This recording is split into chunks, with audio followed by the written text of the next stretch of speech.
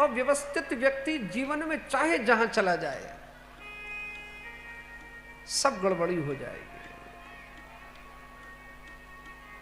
अगर आपके जीवन में समाधान नहीं है, आप अपने आप में एक समस्या है,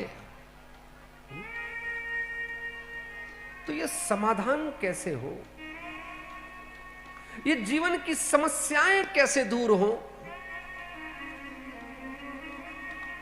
तो आज महाराज संतों को बड़ी चिंता है। ही घोरे कलौ प्रायो जीवश्चा सुरतांगतः क्लेशाक्रांतस्य तस्यैव शोधने किं परायणम्। क्लेश से आक्रांत है प्रत्येक व्यक्ति, भयभीत है, भय में हमारा जीवन जा रहा है। कल क्या होगा, परसों क्या होगा, एक हफ्ते बाद क्या होगा, महीने के बाद क्या होगा, इस बरस के बाद क्या होगा, क्या होगा?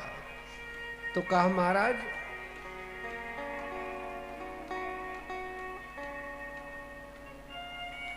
भविष्य का भय है, वर्तमान की चिंता है और भूत का पश्चाताप है जो निकल गया। अगर ऐसा कर लेते तो ऐसा हो जाता, ऐसा कर लेते तो ऐसा हो जाता, ऐसा नहीं कर सके इसीलिए ऐसा हो गया। तो कहा कि जो भूत निकल गया, जो समय निकल गया,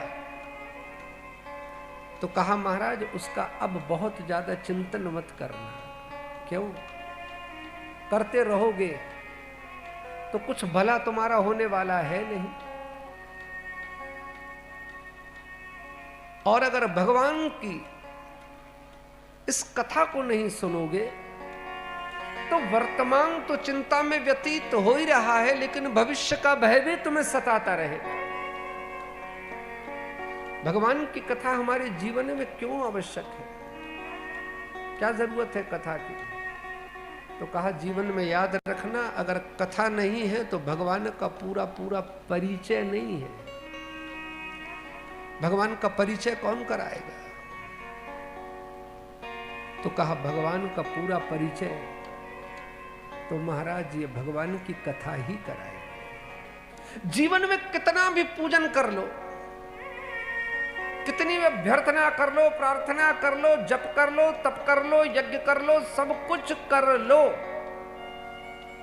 लेकिन महाराज अगर कथा नहीं सुनी, कथा में नहीं बैठे और कथा को अपने हृदय में नहीं बिठाया, तो समझ लेना महाराज सब कुछ नमो नारायण हो जाएगा।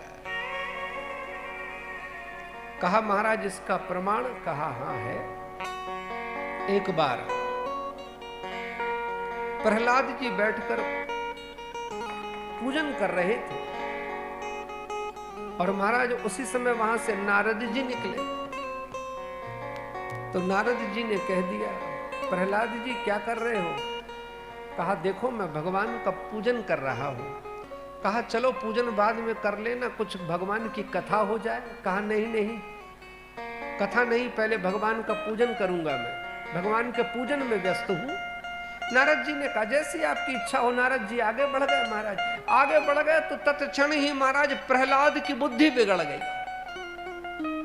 आध्यात्मिक इतिहास में आता है जिस विष्णु की, जिस नारायण की अभ्यर्थना कर रहा था, पूजन कर रहा था, पुष्प धूप दीप नैवेद्य से जिनको मना रहा था, महाराज बुद्धि बिगड़ी और मन में प्रहलाद कहता कि देखो तो सही, मुझसे बड़ा अधर्मी पापी कौन होगा जिसने मेरे पिता की हत्या कर दी, मेरे चाचा का वध कर दिया, उस विष्णु का पूजन कर रहा हूं मैं। ओहो, मुझसे बड़ा अधम और कौन हो सकता है? आध्यात्मिक इतिहास कहता है महाराज कि उसने और तो और ठीक है, बुद्धि इतनी बिगड़ी कि महाराज सेना लेकर चला विष्णु के ऊपर चढ़ाई करने के लिए। जिस नारायण का ये भगत था, उस नारायण से युद्ध करने के लिए अनेकों रथ सजा के चलाए। और महाराज जब चला तो वो रास्ते में देखा एक बूढ़ा लकड़हारा सेना के बीच में आकर खड़ा हो गया महाराज, और उसके सर से लकड़ी का गट्ठा गिर गया। सारे रथ रुक गए। सेनापतियों से कहा कि जाओ भाई, ये मार्ग जो अवरुद्ध हो गया हमारा, उठाओ उस लकड़ी के गट्ठे को। अब तो महाराज उठा उठा के लोग परेशान हो गए, हैरान हो गए, वो टस के मस नहीं हो रहा।